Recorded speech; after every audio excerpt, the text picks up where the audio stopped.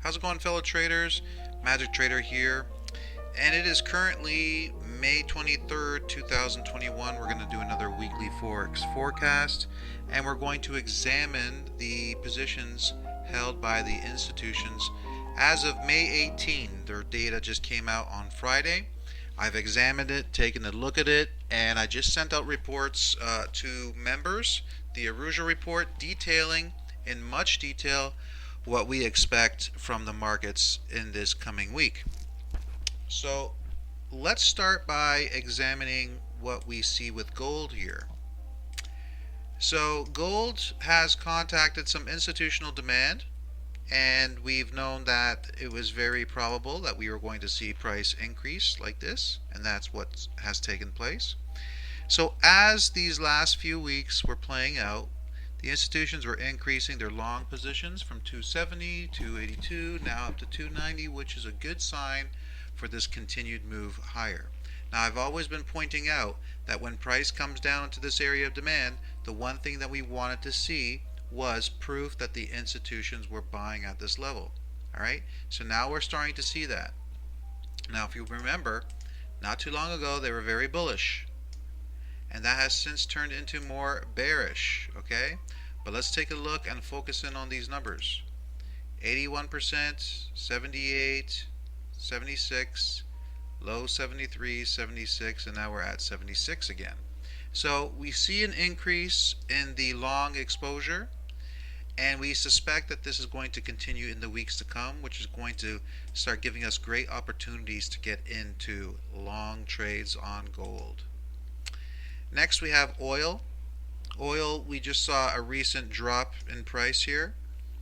And as I was pointing out to our members in a level 3 session that we did on Friday, ever since price was down here,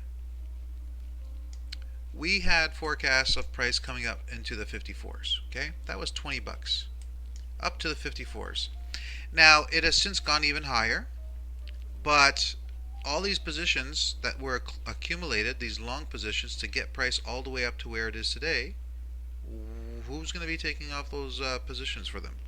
They got to close those positions for profits, all right? And that is what I think is going on here. This is what we were talking about on Friday. And then the data came out, and take a look at that. 650 down to 612. That's a massive decrease, okay? If you take a look at everything back to October of last year, it's never been so low. So that's a very big, a big chunk of long positions closed for profits. All right, so what can happen now? Could we see more downside? Yes, it's possible. Could we see more upside? Yes, that's possible. This is not a good time to be trading oil, so I will not be focusing on any type of trading with oil now. All right, we'll just sit back and watch to see how price plays out. As for the dollar, we look at the institutions, they did nothing. Okay, look at that, nothing with their positions. Why? Because they're not focusing on the dollar. All right, not at this time. Right here at the lows, consolidation, they weren't doing much. So they're focusing on gold, they were focusing on oil, but not on the dollar. So we move on. What do we have? Aussie, closing some long positions, closing some short positions, just reducing exposure, 115 down to 112. Look, still neutral, nothing solid there, so we move on. US CAD, nice consolidation, and what do? Add more short. 74, 79, 82, that's massive, all right? And look at longs, closing them down to 35. You think they're preparing to take this down even further? Yes, I would think so, all right? But as we were talking about in our live sessions that we did on YouTube last week, there's a very good chance leading into this week that we might see a small rally take place, all right? So we're going to be watching for that, and then eventually get into some more short positions. US Swiss franc, an increase in longs, small increase in shorts, not much going on here as price was consolidating. It just contacted demand. We could see price push up, okay? Which is in line with the retracements that we're thinking is likely going to take place this week. Euro, price consolidating right here, and what did it do? They increased longs from 223,000 to 232,000. So you can see a very steady increase in long positions over the last few weeks. At the same time, I will point out that we're seeing an increase here in shorts, right?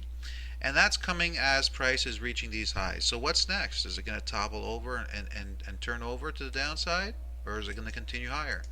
Well, I detailed this in the EURUSD report, so if you're a member, have a read and you'll know what we're expecting coming into the next week.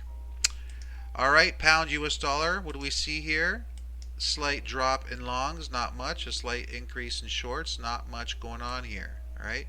Overall, they reduced their net positions from positive 28 to positive 24, and that's as price was rallying up here. Now we're still hitting supply, so we would want this supply to be taken out before we feel more confident in taking long positions.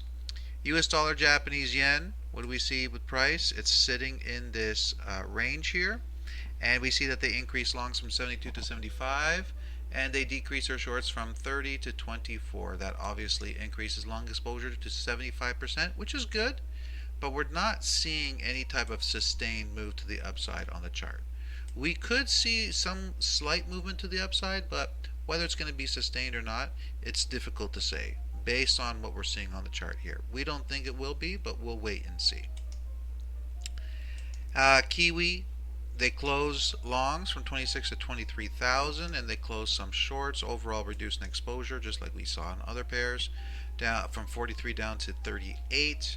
Long exposure still sitting at 61%, and net positions at a positive 8,000. Not much going on here. Still stuck in a range.